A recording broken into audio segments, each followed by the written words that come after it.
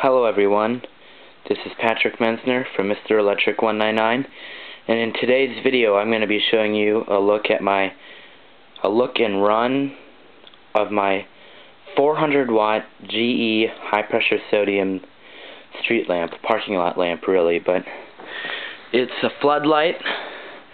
It's a GE high pressure sodium light. I'm going to open up the inside so I can show you guys what it's all about in there.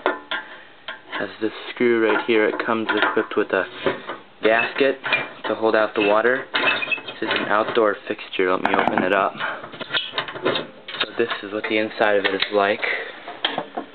As you can see, we have this little paper protector right here to insulate the wires from any electrical contact with the housing.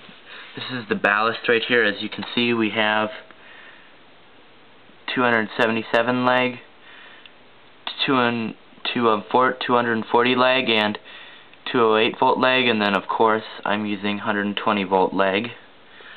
And then we have the igniter piece and the capacitor, and of course the Sylvania 400 watt high pressure sodium bulb. I got it for about 20 bucks at Menards, and I got this fixture at a little place around here where I live called Bauer Brothers Salvage. Check them out. Bauer Brothers Salvage, North Minneapolis. This is a General Electric fixture. I'm a big fan of GE products. It says Hendersonville, North Carolina. I don't know if you guys can see that, but it's a pretty nice fixture. So in today's video, I'm going to be doing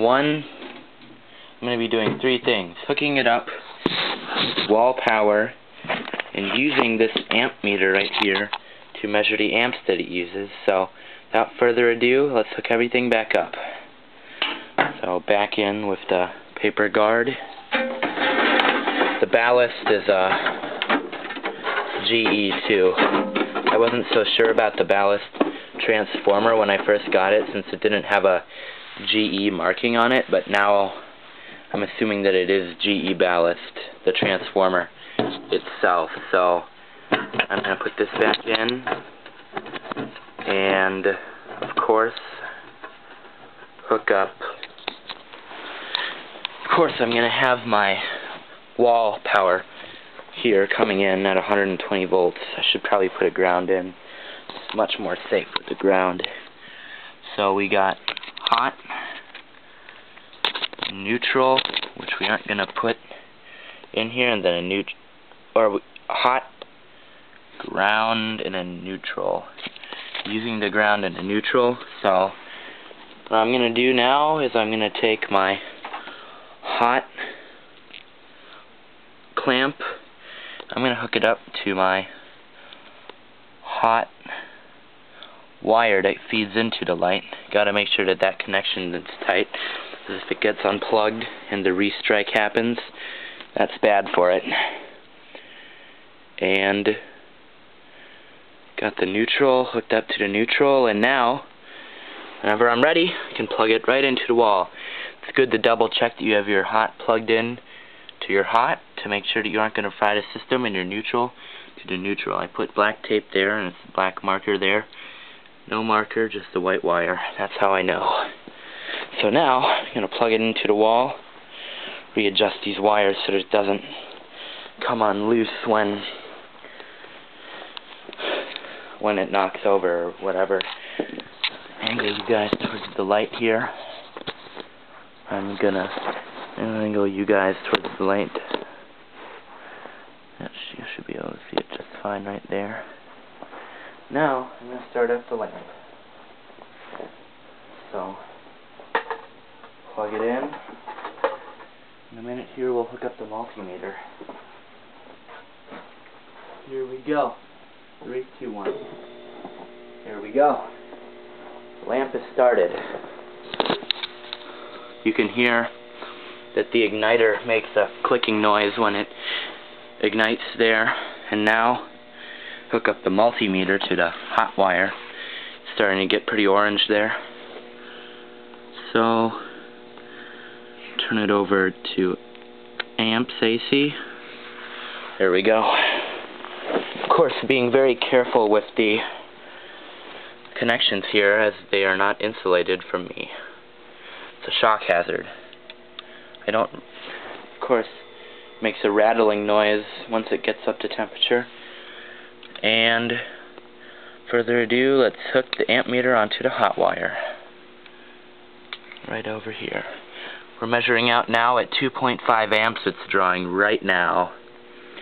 It says it usually jumps up to 3.9 amps at the full cycle. That's a shock hazard right there. If I touch that, that'll hurt. So, being very careful around here. 2.6 amps. And now, it just needs to warm up. And this is the light right here. I'm going to turn off my other lights in the room. And it's getting very orange down here, as you can see. Just focusing on this for a second. Gets very hot very fast. It's a very good fixture. This is the newer one that I got. This one, the fabrication date on this one is August of 1992. That's what the sticker says. And it's manufactured, I think, at the Hendersonville, North Carolina GE lighting facility. And this is what the back of it looks like. It's kind of jerry-rigged. It's kind of not. That right there. And then my name is Patrick Menzner, so I put a P in silicone and then an M in silicone so that they know it's mine. I don't think anyone's ever going to steal it. Eventually, I've had this thing out in the backyard quite a bit. It's a good backyard light. Neighbors probably hate it. Super damn bright, but I've had problems with the gasket, and so I had to tear out the original one that was in there. I didn't trust it. The gasket goes right in this thing right there and seals out the rainwater, whatever happens. And I was worried that it was getting really old, so I tore it out, and ever since then I've been trying to find a gasket for it. Haven't been too successful. I'm going to try to make one from silicone. I'm not going to glue the thing shut with silicone, but going to put it into a mold to make a silicone gasket that I can fit in there. Now, I got this thing back in August of 2017, so I've had it for a while now. I've been doing HID street lamps ever since I found that one after the July 5th, 2016 storm here in Minneapolis, Minnesota. And I've been into them ever since. So this is my latest one that I got, or no, actually this one isn't my latest. This is my third one. Then recently I got a Regent 175 watt mercury vapor area light, yard blast, or whatever you want to call it. And that is my recent light. I'll eventually be doing a video on that. Gets very bright. It lights up my room perfectly. This isn't my bedroom, this is my basement. So, now we're going to check back on the amp meter. It looks like we're drawing 3.4 amps now. 3.4 amps, yep. It's getting up there. And this thing is not going to trip the fuse breaker. I have the computer on here, but I don't know. I've once come down here a lot to run my lights to test them out, and usually when I first get them I don't know how safe they are, so I test them out on the back porch just to ensure that they won't blow up inside and catch the house on fire. Things are not exactly safe, and when I first buy them I do not know what to expect from them. Some of them, like that Regent 175 watt mercury vapor area light, that thing has been sitting in their basement for at least 5 years. When I found it, there was spiders inside of it that crawled out once I picked it up, and The inside was like stuffed with leaves.